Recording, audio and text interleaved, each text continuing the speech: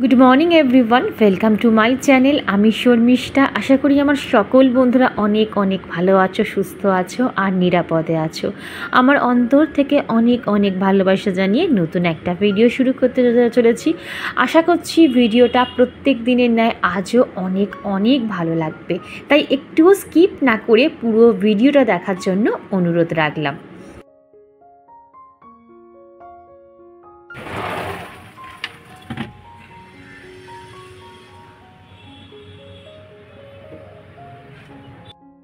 আজকে হচ্ছে শুক্রবার আর এখন ঘড়িতে বাজে ওই 6:45 নাগাদ। আমি কিন্তু অনেকটা তাড়াতাড়ি ঘুম থেকে উঠে গেছি। ছাদ বাগানে বেশ খানিকক্ষণ হাঁটাহাঁটি করেছি, একটু ফ্রি হ্যান্ড এক্সারসাইজ করেছি। সেটা না আজকে আর ভিডিও করিনি, কারণ সবসময় স্ট্যান্ড নিয়ে যাওয়াটা না সত্যি কথা একটু অসুবিধা হয়ে যায়। তো যাই হোক, তারপরে নেমে এলাম, কিন্তু নেমে এসে বাসি কাজ কাজ করতে শুরু করে দিয়েছি। আর আমি চেষ্টা করি অন্তত সদরটা ঘুম থেকে উঠে ঝাড় দিয়ে নেওয়া, যাতে আমার ঘর থেকে কেউ যেন বাসি ঘরে না বেরোতে পারে। দেখো, সকালের মধ্যে এতগুলো ঘর দোর টিপটপ করে পরিষ্কার রাখা তো সম্ভব না। যেটুকু পারি আমি অন্তত রাফলি পরিষ্কার করার চেষ্টা করি, তারপর তো বেলায় ক্লিন হবেই, সেটা কোনো কথাই নয়। তো যাই হোক, এখানে আমি দেখো দুধটা বসিয়ে দিলাম, আর তোমরা দেখতেই পেলে আমি বাসি রান্নাঘরটাও পরিষ্কার করে নিলাম। সকালে উঠে ভিডিও করে কাজ করা এতটা চাপের হয়ে যায় না, প্রচণ্ড পরিমাণে একটা হেডেক হয়ে যায়। তো যাই হোক, ওই জন্য তো আমি সব কিছু ভিডিও করি না, যেটুকু পারি সেটুকু করার চেষ্টা করি। আর মেয়ে ওরা কেউ ওখানে ঘুম থেকে ওঠেনি, তো আমি ওখানে দুধটা জাল দিয়ে চলে এলাম। আর এবার আস্তে ধীরে আমি আমার মেথি মৌরির জলটা খাবো, তারপরে আমি কাজ শুরু করব। আর মেয়ে এখন স্কুলেও যাবে না, কারণ ওই যে বললাম একটু জ্বর সর্দি কাশি হয়েছে, একটু ভাইরাল ফিভার। আর কি বলতো, এই ভাইরাল ফিভার তো যদি আমি স্কুলে পাঠাই, একটা বাচ্চার থেকে আর একটা বাচ্চার হয়ে যাবে, তো কোনো দরকার তো নেই, একটু সুস্থ হোক তারপরে স্কুলে পাঠানো যাবে। আর এদিকে দেখো আমার চাটাও হয়ে গেল। আর এখানে যে দেখছো কড়াইতে আমি কিন্তু তরকারি বসাবো। আজকে হাজব্যান্ড রুটি আর ঝিঙে আলুর তরকারি আর ডিম সেদ্ধ টিফিনে নিয়ে যাবে। 8টার মধ্যে ওকে টিফিনটা করে দেওয়ার চেষ্টা করি, কারণ অনেকটা সকালবেলা তো বেরিয়ে যায়, খিদে পেয়ে যায়। শুধু ড্রাই ফ্রুট আর একটা অ্যাপেল খেয়ে না পেটটা ভরে না। তো ওই জন্য আমি এখানে দেখো রুটি করতে চলে এসেছি। 3খানা রুটি দেবো আর ঝিঙে আলুর তরকারি, তার সাথে একটা ডিম সেদ্ধ দেবো, একদম হেলদি ব্রেকফাস্ট। তো চলো আগে টিফিনটা করে নিই, তারপর তোমাদের সাথে আমি কথা ফিরছি। এখন এমন একটা অভ্যাস হয়ে গেছে না, যে মেয়ের স্কুল থাকুক আর নাই থাকুক, ওই একটা টাইমের মধ্যেই কিন্তু আমার ঘুমটা ভেঙে যাবে, আর আমি বিছানায় শুয়ে থাকতে পারবো না। অনেককে দেখেছি যে সানডে একটু দেরি করে ঘুম থেকে উঠলো, তো কাজের প্রেশার নেই, কিন্তু আমার না সেটা না। আমার মনে হয় যে মানডে টু স্যাটারডে আমি যে টাইমটাই উঠি, আমি সানডেতেও ঠিক টাইমে উঠি। আমি একটা দিনের জন্যও কিন্তু আমি আমার রুটিনটা না বদলাই না। তো যাই হোক, এখানে দেখো আমার রুটিটা হয়ে গেছে, আর 8টার মধ্যেই কিন্তু আমার টিফিন কমপ্লিট। একটা সময় 8টায় আমি ঘুম থেকে উঠতাম, সেসব যখন দিনগুলো ভাবি না, তখন ভাবতাম যে কতভাবে আমি আমার সময়গুলোকে নষ্ট করেছি। তো যাই হোক, একটু একটু করে ডে বাই ডে আমি নিজেকে ইমপ্রুভ করার চেষ্টা করছি। কালকের থেকে আজকের থেকে আবার কালকে আরও বেশি আমি নিজেকে ইমপ্রুভ করার চেষ্টা করি আমার সব কিছু কাজের মাধ্যমে। এই যে ধরো, আগে একটা নাইটি পরেই মোটামুটি আমি সারাটা দিন কাটিয়ে দিতে পারতাম, কিন্তু এখন দেখো 2 থেকে 3 বার কিন্তু আমি ড্রেস চেঞ্জ করি। আগে সংসার করতে করতে ভীষণ নিজেকে নেগলেক্ট করতাম, আগোছালো করে রাখতাম, ফলে না আমার মন মেজাজ বলো একদম ভালো যেত না, সবসময় আমি খিটখিটে হয়ে থাকতাম। কিন্তু দেখো, এখন সংসার করতে করতে নিজেকে মেনটেন করা, কীভাবে পরিপাটি করে রাখা, সেটা কিন্তু আমি এখন ডে বাই ডে শিখছি। তো চলো, এখন আমি কিন্তু ড্রেসটা চেঞ্জ করে একটা ভালো ড্রেস পরে নিয়েছি। তো তোমরা বলবে ওটা কি তাহলে বাসি ড্রেস ছিল? একদম না, কারণ আমার কিন্তু রাতের নাইট ড্রেস আলাদা থাকে। হাজব্যান্ড এক্ষুনি ফোন করে বললো বাজারে মাছ ভালো তেমন পাইনি, তো আজকাল মাটনটাই করে নিই, কালকে শনিবার তো নিরামিষ হবেই, তো মাটনটাই করে নিই। চলো, করার তো নেই, 2 দিন পর পর আবার নিরামিষ, বাবা তাহলেই হয়েছে। চলো সব পার করে রাখি,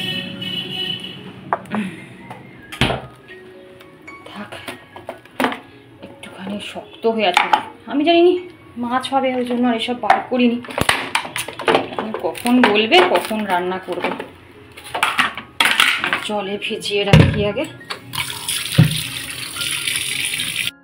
যেহেতু শনিবার, আজকে শুক্রবার, আজকে তো আর নিরামিষ করলে হবে না, কারণ হাজব্যান্ড পরপর দুদিন কিন্তু নিরামিষ খেতে পারবে না। আমাদের কোনো অসুবিধা হয় না, আমি বলো বা আমার মা বা আমার মেয়ে, আমরা কিন্তু বেশ ভালোই নিরামিষ খেয়ে নিই। আমার মেয়েকে যদি একটু ডাল আলু ভাজা একটু আচার দাও, ও তৃপ্তি করে খেয়ে নেবে। কিন্তু আমার হাজব্যান্ডটা একটু মাছ মাংস খেতে ভালোবাসে, মানে ওর পাতে যদি একটু আমিষের কোনো কিছু মানে আমিষের ছোঁয়া থাকে তাহলে বেশ ও পরিপাটি করে তৃপ্তি করে খাবে। আমি বুঝতে পারি, কী বলতো, কিছু করার তো নেই না, এক একটা মানুষের এক একটা খাদ্যর রুচি থাকে, আর আত্মাকে কষ্ট দেওয়া কখনোই উচিত না। তো ওই জন্য আমি বারণও করি না, ও যেটা বাজার করে আনে বা ও যেটা খেতে ইচ্ছা করে, ওই জন্য আমাকে না প্রায় 2 থেকে 3 কি 4 পদও রান্না করতে হয়। তো যাই হোক, সারাদিন খাটাখাটনি করে তারপর যদি ঠিকঠাকভাবে খেতে না পাওয়া যায় তাহলে কেমন লাগে বলো। ওই জন্য আমি চেষ্টা করি, জানো তো, যতই কষ্ট হোক আমি চেষ্টা করি সবার মন জুগিয়ে চলতে। তো যাই হোক, আমার এখানে কথা বলতে বলতে দেখো অনেকটা কাজ কিন্তু এগিয়ে গেল। আর এই যে দেখলে শোকেসগুলো পরিষ্কার করলাম, ওই শোকেসগুলো পরিষ্কার যতটা তাড়াতাড়ি তোমরা দেখলে আমি কাজটা সম্পূর্ণ করলাম, এই কাজগুলো করতে না অনেকটা সময় লাগে, যেহেতু এগুলো কাচের জিনিস, একটু তাড়াহুড়ো করলে না পুরো হাত থেকে ভেঙে গুঁড়ো গুঁড়ো হয়ে যাবে। আর অনেকটা সময় লাগে এগুলো ধরে ধরে করতে, কিন্তু অনেকগুলো শোপিস, তাও তো তোমাদের সব কটা দেখালাম না, শুধু ওপরের তাকগুলোই দেখালাম। সব তাকগুলো কিন্তু আমি আস্তে আস্তে পরিষ্কার করেছি। আজকে এই শোকেসটা করলাম, দেখি আর একটা শোকেস এর মধ্যে একদিন ধরবো, কারণ সামনেই পুজো, একটুখানি তো পরিষ্কার পরিচ্ছন্ন করতেই হবে। আর তোমরা কমেন্ট করে বলো তোমাদের শপিং কতদূর হলো। আমি দেখছি যে সব যারা ইউটিউবাররা তারা সবাই দেখছে, মানে করছে, মার্কেটিং করছে, সেই ভিডিও করছে, ব্লগ করছে, দেখতে খুব ভালো লাগে। কিন্তু বন্ধুরা, এখনও পর্যন্ত কিন্তু আমি শপিং করতে যাইনি। যদি শপিং করতে যেতাম অবশ্যই তোমাদের সাথে শেয়ার করতাম, কিন্তু বিশ্বাস করো জানি না কেন আমার না এই শপিং করার মানসিকতাটা একদম চলে গেছে। এই যে কিনতেই হবে, না হলে হবে না, মানে এইরকম না, বিশ্বাস করো একদম আসছে না, মন থেকেই আমার শপিং করাটা আসছে না এখনও পর্যন্ত। তোমরা হয়তো ভাববে দিদি আমি মিথ্যা কথা বলছি, কিন্তু মিথ্যা কথা বলে তো কোনো লাভ নেই।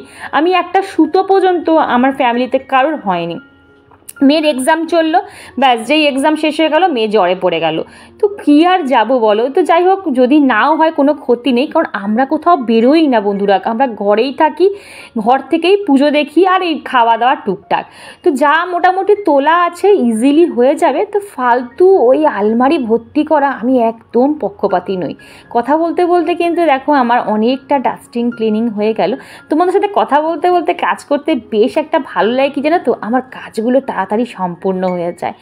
আর এই যে ফ্যানগুলো দেখছো, এইগুলো পরিষ্কার করতে আমার ভীষণ মানে কি বলবো, হাত না টনটন করে, কিন্তু আমি ছাড়া তো এইগুলো পরিষ্কার করা কারোর পক্ষে সম্ভব না।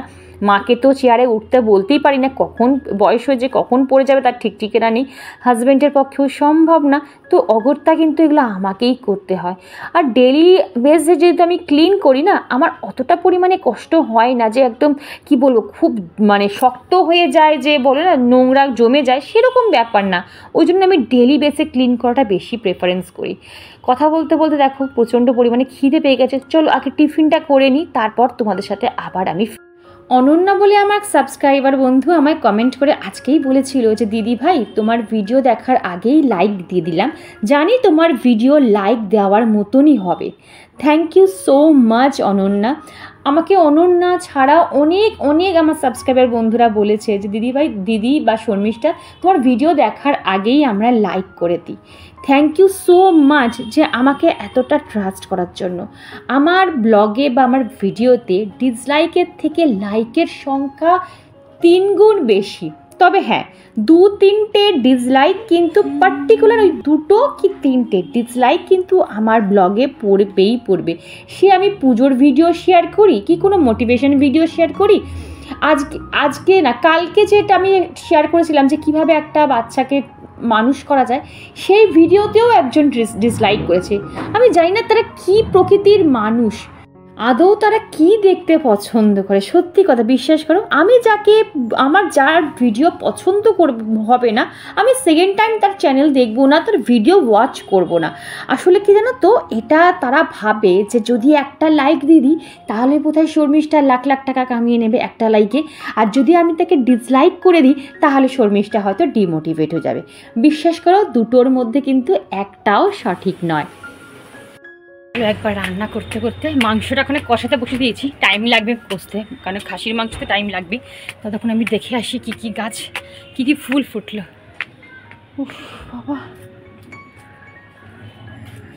একবার না দেখলে না এদের জন্য আমার দিনটা সার্থক হয় না, কারণ এরপর আর টাইম পাবো না গো আসার। এই জন্য আজকে মনে হয় বেশি ফুল ফোটেনি। এখানে কয়েকটা জবা ফুটেছে। প্রত্যেক দিন তো পিঙ্ক জবা ভর্তিই হচ্ছে, কিন্তু সবচেয়ে ভালো লাগছে আমার এই যে ঝুমকো জবাটা। দেখো এই জবাটা, কিন্তু গাছের পাতাগুলো কেমন হলুদ হয়ে গেছে দেখেছো? কিসের জন্য হচ্ছে কে জানে। জল তো দিইনি, অতিরিক্ত জলেও গাছের পাতা হলুদ হয়ে যায়, আবার অতিরিক্ত রোদেও গাছের পাতা হলুদ হয়ে যায়। কী করবে বলো তো মানুষে, দেখেছো? আর এই গাছ ফুলটা দেখো কি সুন্দর দেখতে, বেশ ভালো লাগছে না? কি সুন্দর ঝুলছে দেখো। এই একটা হয়েছে, এখানে একটা আছে, ওখানে একটা, অনেকগুলি বেশ হয়েছে। এখানে একটা জবা আছে, এই যে দেখেছো সব পাতাগুলো কেমন বড় বড় হলুদ হয়ে আছে দেখো। এখানে একটা জবা আছে। খুব একটা আজকে ফুল নেই গো গাছে, জানো তো, অল্প অল্প ফুল ফুটেছে আজকে। চলো, আর ওইখানে দেখো দুটো পায়রা বসে আছে, দেখাই দাঁড়া। এখন পায়রা খুব একটা দেখাই যায় না। এই দেখো প্রত্যেক দিন দেখি যে এই বাড়িটাতেই পায়রা দুটো বসে থাকে। দেখো এই যে, এই দেখো মনে হচ্ছে স্বামী স্ত্রী, দেখেছো? চলো, এই তো দেখিয়ে দিলাম আমার গাছপালা। তোমরা সবাই খুব পছন্দ করো যে একবার করে দিদি তোমার ছাদ বাগানটা দেখিও, ওই জন্যই দেখালাম। চলো, এই বাবা ফুলটা পড়ে গেল, পাতাগুলো পুরো হলুদ হয়ে গেছে, দেখেছো? দেখো পুরো হলুদ হয়ে গেছে। চলো, মা বোধহয় কালকে রাতে এই বিকেলবেলার গাছের ডাল কেটেছিল আর নিয়ে যেতে ভুলে গেছে। এগুলো নিয়ে যাই, নিয়ে গিয়ে ফেলে দেবো। কি কাটা উড়ে বাপরে বাপ। চলো এটা গিয়ে বাইরে ফেলে দেবো। তবে হ্যাঁ, যারা আমার ব্লগে ডিসলাইক করছে তাদেরকেও কিন্তু আমি থ্যাংক ইউ বলবো, যে তারা সারাদিন সময় বার করে শুয়ে শুয়ে হোক কি বসে বসে হোক আমার ভিডিওর জন্য কিন্তু তারা অপেক্ষায় থাকে।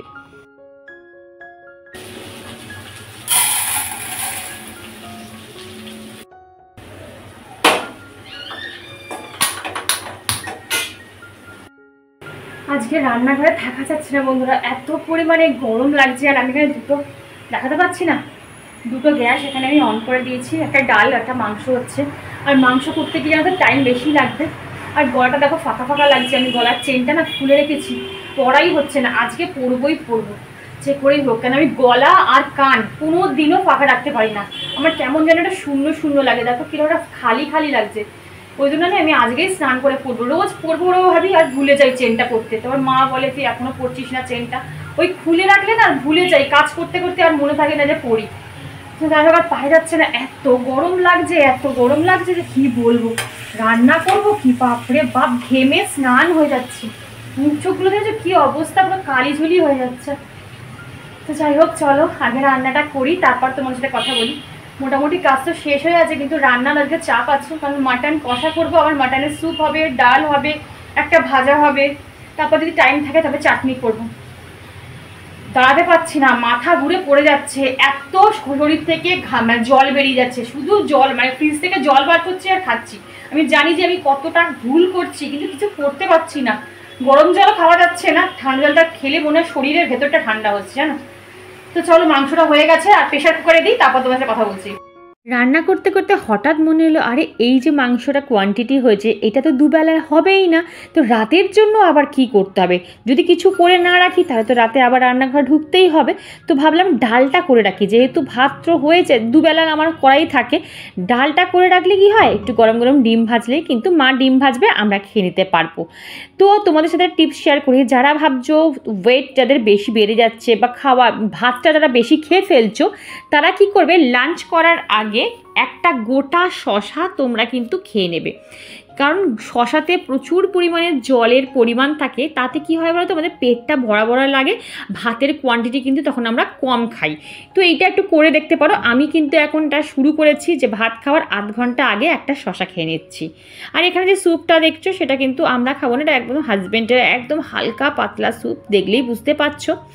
আচ্ছা, আর একটা কথা, রাখি আমাকে রাখি বলেছিল, দিদি তুমি নাইট রুটিন শেয়ার করো তোমার, মানে তুমি রাতে কখন খাও কখন ঘুমাও সেটা একটুখানি শেয়ার করো। আমি না রাতের বেলা সত্যি করা ভিডিও করতেই পারি না, কারণ ওই যে প্রচুর অনেকটা সময় আমার এডিটের পেছনে চলে যায়। আমি যদি ভিডিও রাতে করি তাহলে আমি ভাবো কখন এডিট করব আর কখন আমি পরের দিন ব্লগ আপলোড করব, ওই জন্য রাতের দিকে আমার ভিডিও করাই হয় না। তবে চেষ্টা করব একদিন অবশ্যই তোমার সাথে শেয়ার করব। বন্ধুরা এখন ঘুরিতে পারছে 1:20, দেখতেই পাচ্ছ। আর এই যে রান্না আমার এখানে কমপ্লিট আছে। এই যে মাংসর স্যুপ করেছি একদম বাবারে। যাই হোক, এখানে কাঁকরোল ভেজেছি আর এখানে আমাদের জন্য মাংস মানে কষা করেছি। আর এই যে ডাল আর এই ভাত। চাটনি করার কথা ছিল কিন্তু আর পাচ্ছি না, এত পরিমাণে গরম লাগছে। রোদের তেজ কিন্তু এক ফোঁটা নেই, দেখো পুরো মেঘলা ওয়েদার, কিন্তু ভ্যাপসানি গরম, মারাত্মক পরিমাণে ভ্যাপসানি গরম লাগছে। তো চলো বন্ধুরা এবার একটু মুখে প্যাক মাখি, তারপর আমি আসছি ফিরে। আচ্ছা, তোমরা অনেকে জিজ্ঞাসা করো দিদি তুমি কি ডেলি প্যাক মাখো? আমি অল্টারনেট ডেতে ইউজই করি। আর হ্যাঁ, আমি শুধুমাত্র আমার মুখে মাখি না, আমি যখনই কোনো প্যাক অ্যাপ্লাই করি তখন মুখ, গলা, যে জায়গাগুলো আমার এক্সপোজ, যে জায়গাগুলো আমার ট্যান বেশি পড়ে, যেমন হাতের এই জায়গাগুলো বলো, পায়ের ফিট, এইগুলোও কিন্তু আমি প্যাক হিসাবে ইউজ করি।